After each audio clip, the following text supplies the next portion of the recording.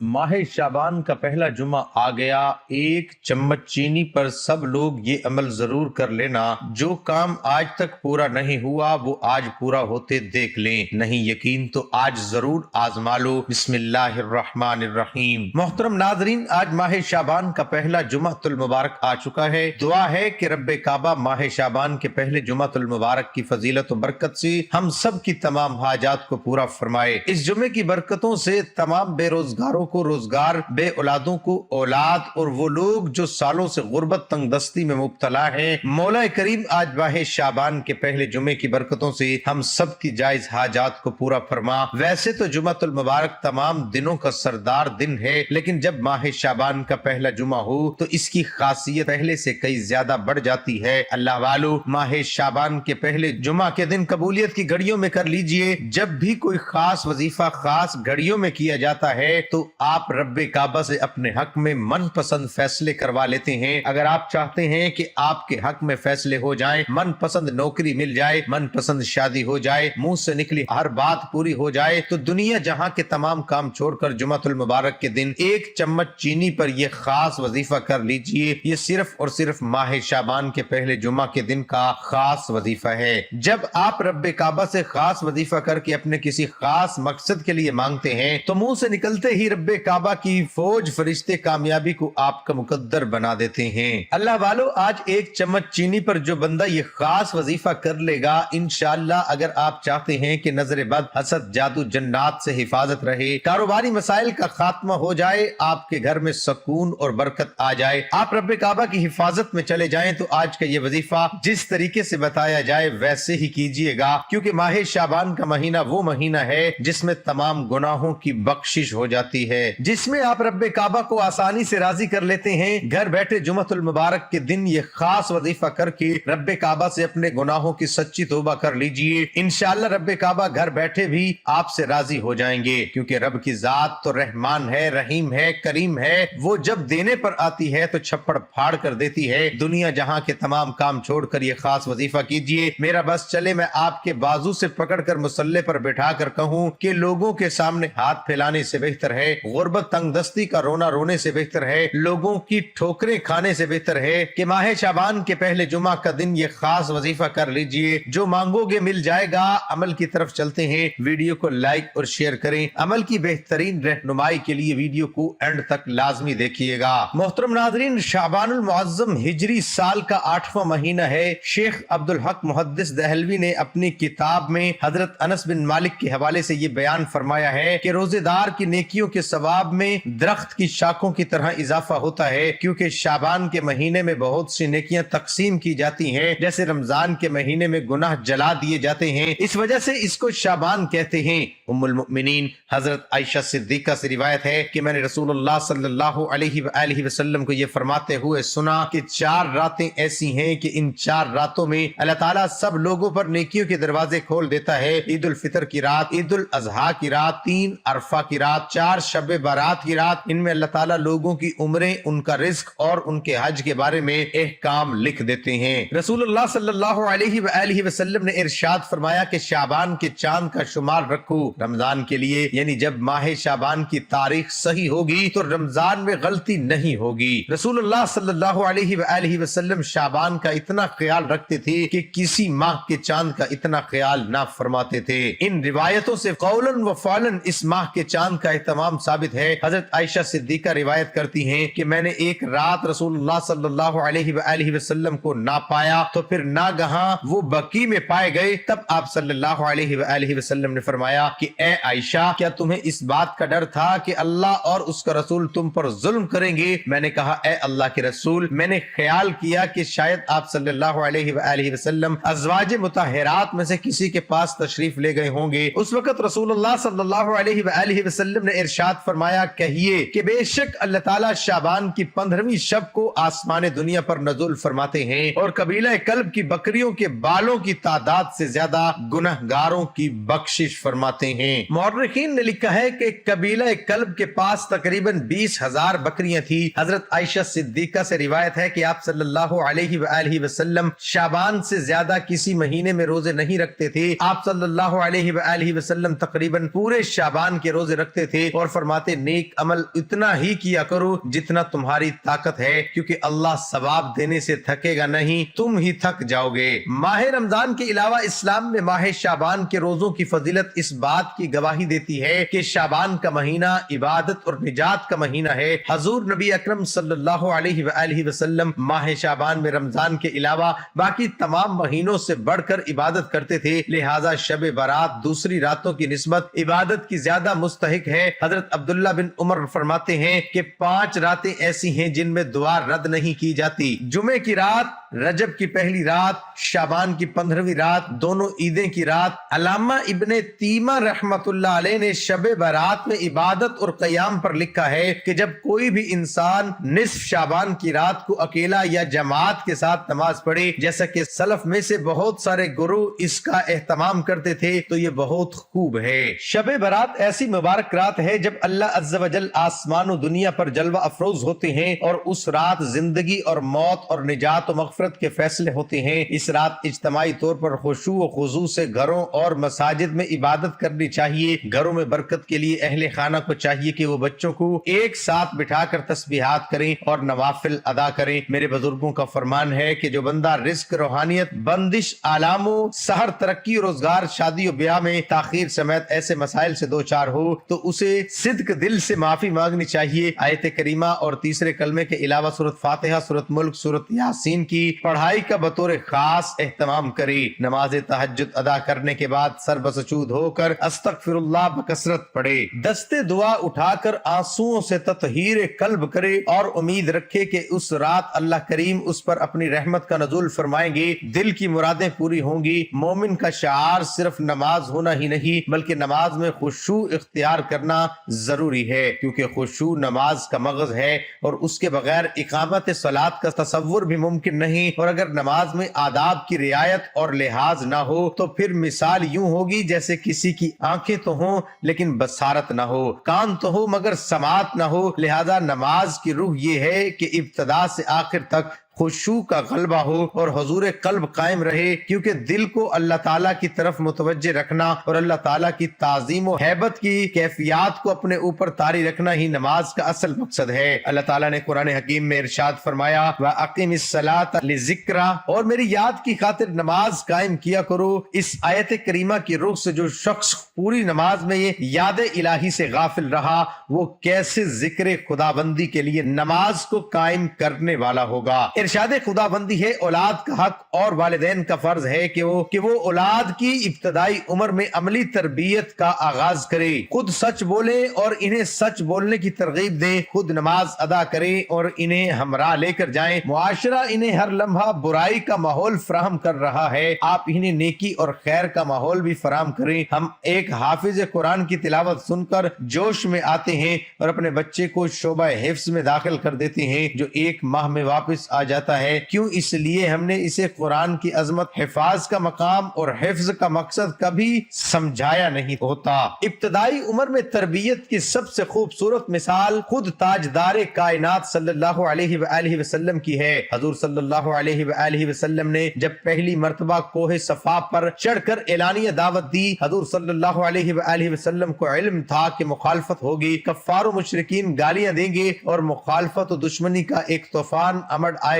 लेकिन इस लम्हे पहली एलानिया दावत के वक्त कोहे सफा पर खड़े अपने बाएं बाजू पर नन्ही फातिमा ज़हरा सलामुल्लाह अलैहा को उठा रखा था। इतनी तकलीफ और परेशानी में नन्ही फातिमा सलामुल्लाह अलैहा को अपने साथ रखने का क्या मकसद था? हजूर नबी अकरम सल्लल्लाहु अलैहि वसल्लम देख रहे थे कि इस गोद ने हसनैन करीमैन की परवरिश करनी है। मोहतरम नादरीन, इंसान में शर की ताकतें दो हैं, एक इंसानी नफ्स, ये अंदरूनी, और दूसरा शैतान, ये बैरूनी ताकत है। ये दोनों ताकतें इंसान को गुनाहों की तरफ ले जाती हैं। इसलिए इस दुनिया में रहते हुए हर इंसान से कुछ न कुछ गलतियां और गुनाह सादिर हो जाते हैं, क्योंकि इंसान खता का पुतला है, सिवाय अंबिया इकराम अलैहिमुस्सलातु व तस्लीमात के कि वो मासूम होते हैं, इनसे कोई गुनाह सादिर नहीं होता। नबूवत से पहले भी और नबूवत के बाद भी अंबिया इकराम अलैहिस्सलातु वस्सलाम की जमात मासूम होती है। ये मुअज़्ज़िज़ घराने के अफराद होते हैं और अल्लाह ताला تعالیٰ ان کا بطور خاص انتخاب فرماتا ہے۔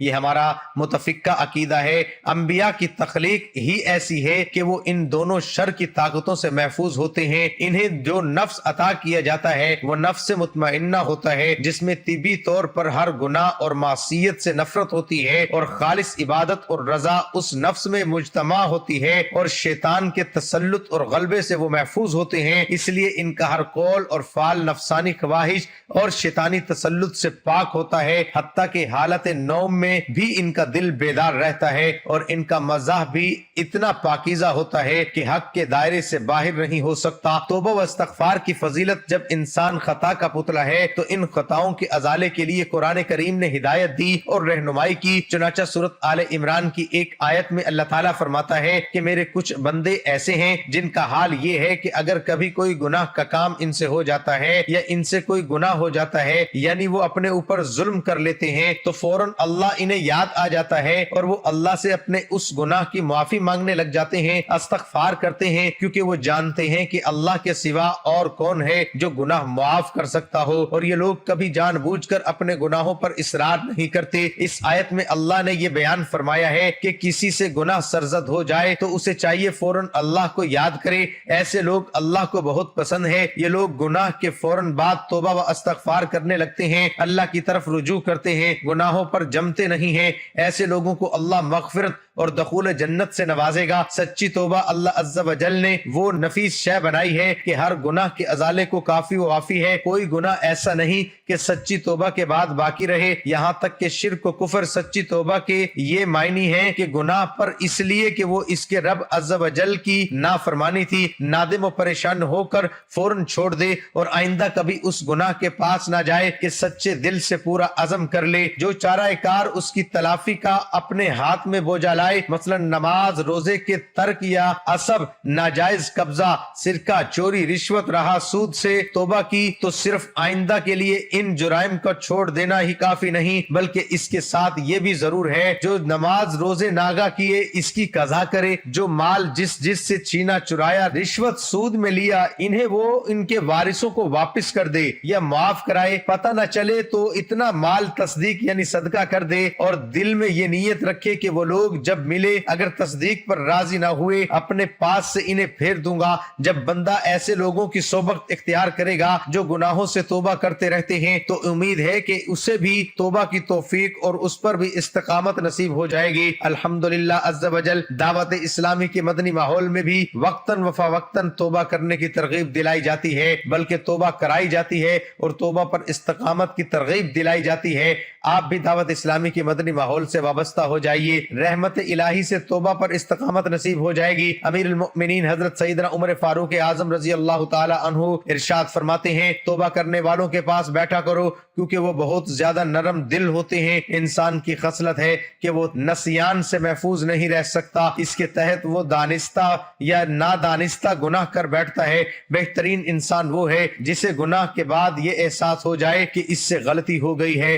اگر اس نے توبہ نہ کی تو یہ غلطی ان کے خالق و مالک کو اس سے ناراض کر دے گی۔ اس سے اپنے معبود و مالک کی ناراضگی کسی صورت بھی برداشت نہیں ہوتی، اس لیے وہ فوری طور پر اللہ کریم کے دربار میں حاضر ہو کر گڑ گڑاتا ہے اور آئندہ ایسے گناہ نہ کرنے کا پکا عزم کرتے ہوئے توبہ کرتا ہے کہ اے مالک الملک، اس مرتبہ معاف کر دے، آئندہ میں ایسا کبھی نہ کروں گا۔ گناہ کے بعد ایسے احساسات اور پھر توبہ کے لیے پیشمانی و ندامت پر مبنی یہ عمل ایک خوش نصیب انسان کے حصے میں آتا ہے، جبکہ اس جہاں میں کئی ایسے بد نصیب سیاہ کار بھی ہیں جن کو زندگی بھر یہ احساس نہیں ہوتا کہ ان کا مالک ان سے ناراض ہو چکا ہے، اور وہ ہے کہ دن رات گناہ کرتے چلے جاتے ہیں اور رات کو گہری نیند سوتے ہیں، یہ مزید گناہوں پر مبنی اعمال میں مصروف رہ کر گزار دیتے ہیں، جبکہ اللہ کریم اس وقت پہلے آسمان پر آ کر دنیا والوں کو آواز دیتا ہے، اے دنیا والو، کوئی ہے جو مجھ سے اپنے گناہوں کی مغفرت طلب کرے، کوئی توبہ کرنے والا میں اسے اپنی رحمت سے بخش دوں۔ محترم ناظرین، اب چل چلتے ہیں وظیفے کی طرف۔